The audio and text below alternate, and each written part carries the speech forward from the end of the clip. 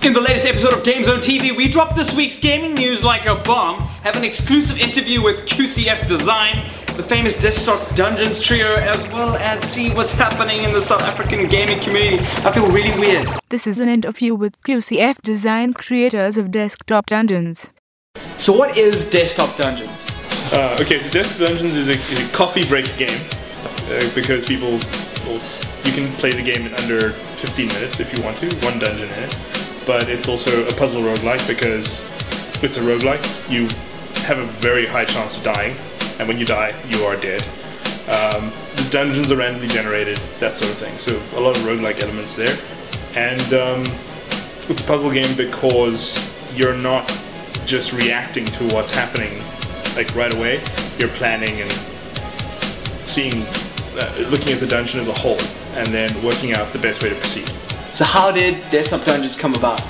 I was a big fan of roguelike games, you know, stuff like Crawl and NetHack and Crawl and, you know, Edom and Crawl. And basically I just decided one day, well, you know what, I love this kind of game, but I don't have enough time to sink into it. So I decided that I wanted to create a roguelike where, you know, I could get over and done with a full game session in like 10 minutes or something like that. So about 2 days later I had this working prototype, sent it to the local forums, you know, small community of South African game developers, and you know, it kind of just exploded from there. Yeah, that's where we came in and kind of just said, like, this is amazing, we should just totally make this a bigger game, and kind of that was nearly 2 years ago now. Everyone knows that you guys won the IGF award. What makes it such a popular game within the gaming community? Masochism. Masochism and challenge. What Redain tried to do initially was always take out any decision that is meaningless.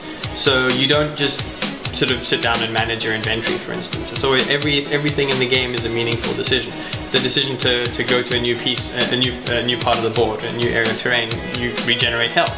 Or, okay, I'm at full health now, but I still need to explore, so I have a new monster to kill, that kind of stuff. All these decisions are very, very interesting and very tricky, and kind of as you get more into the game, you sort of realize that there are more and more situations where these weird edge case scenarios happen. So when people start winning, because you don't start winning, you start dying a lot.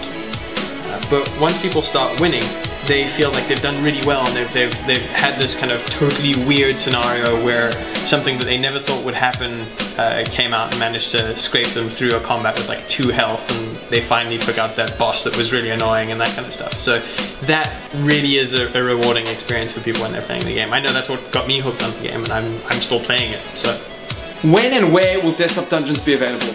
Well, Desktop Dungeons is available now in beta if you pre-order through our website. DesktopDungeons.net. Shameless plug. Yeah.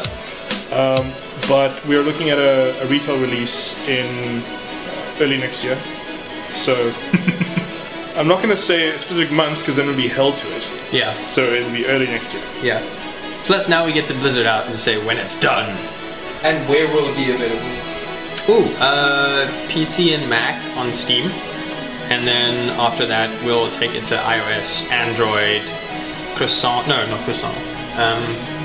Yeah, PC, Mac, Steam, iOS, Android, all the beta clients, all the people who pre-ordered will get Steam codes.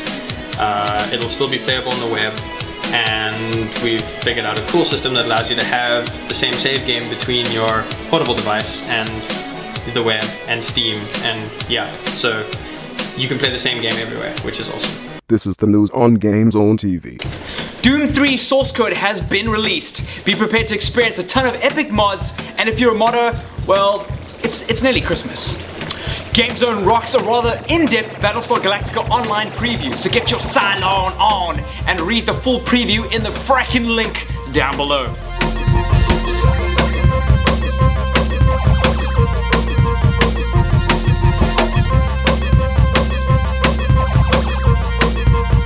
Some dude got put on Craigslist this week by his wife for playing way too much Modern Warfare.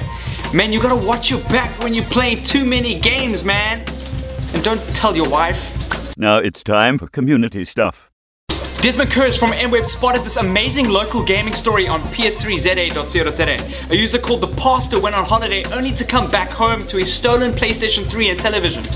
And now that pretty much sucks. But after he posted the unfortunate story on the site, the community have ganged together to get him a new TV and PS3, already raising a super $5,250. Yo dude, here's hoping you get your PS3 back, and so much respect to the guys that are getting behind him. All the stories are linked below in the description box. That's it for this week. Be making sure you've been tuning into the YouTubes. Next, see you on GameZone TV. I'm Grant Hines.